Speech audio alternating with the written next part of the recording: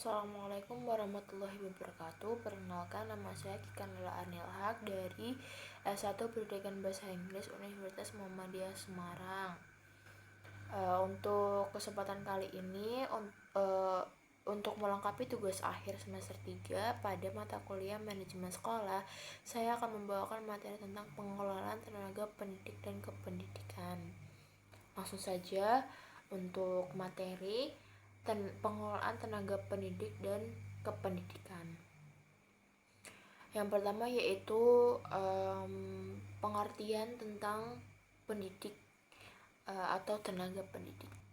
Tenaga pendidik merupakan tenaga profesional yang bertugas merencanakan dan melaksanakan proses pembelajaran, menilai hasil, dan melakukan bimbingan serta pelatihan untuk melakukan penelitian dan pengabdian kepada masyarakat, terutama bagi pendidik pada perguruan tinggi. Yang kedua yaitu pengertian tentang tenaga kependidikan.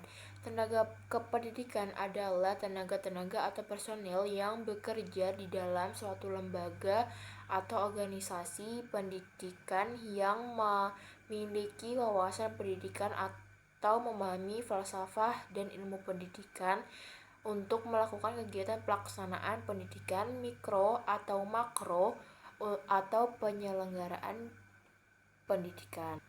Selanjutnya yaitu adapun hak dan kewajiban dari tenaga pendidik dan kependidikan.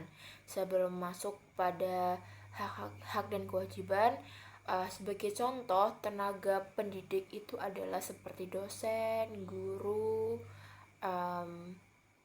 seperti itu. Untuk tenaga kependidikan yaitu seperti staf admin, staf perpustakaan, dan lain sebagainya. Sekarang saya akan menjelaskan tentang hak pendidik, hak dan kewajiban tenaga pendidik dan kependidikan. Yang pertama, hak tenaga pendidik dan kependidikan tertulis dalam Undang-Undang Peraturan Nomor 20 Tahun 2003 pada pasal 40 ayat 1 yang dinyatakan bahwa hak dan kewajiban pendidik adalah 1. Penghasilan dan jaminan kesejahteraan sosial yang pantas dan memadahi. Yang kedua yaitu penghargaan sesuai dengan prestasi kerja.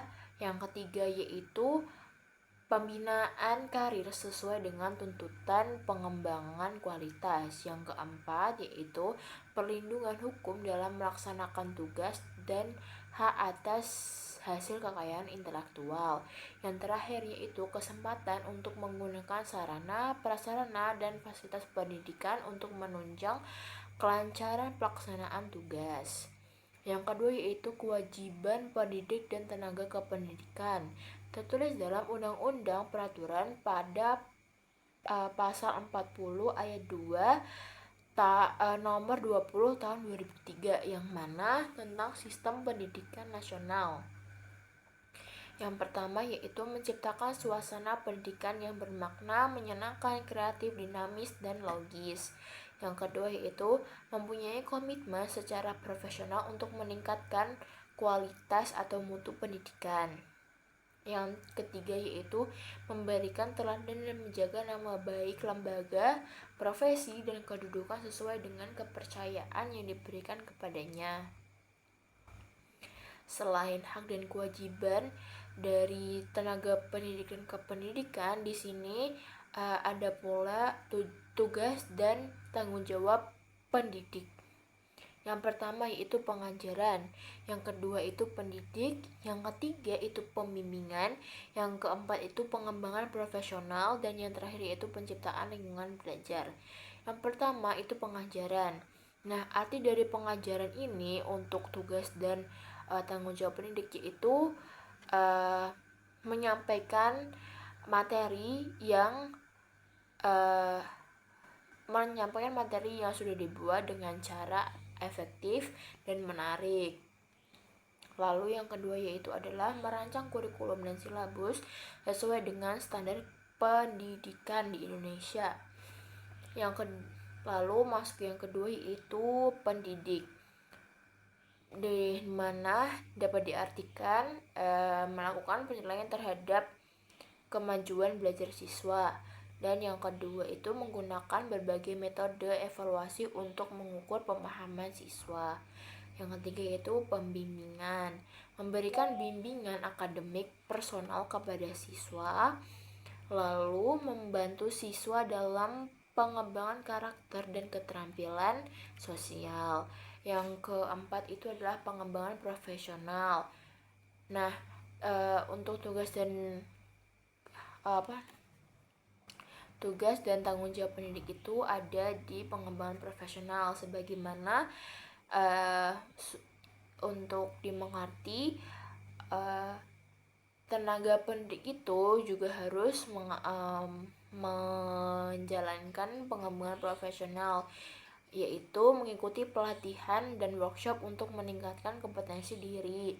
Yang kedua adalah berkolaborasi dengan rekan sejawat untuk meningkatkan kualitas pengajaran.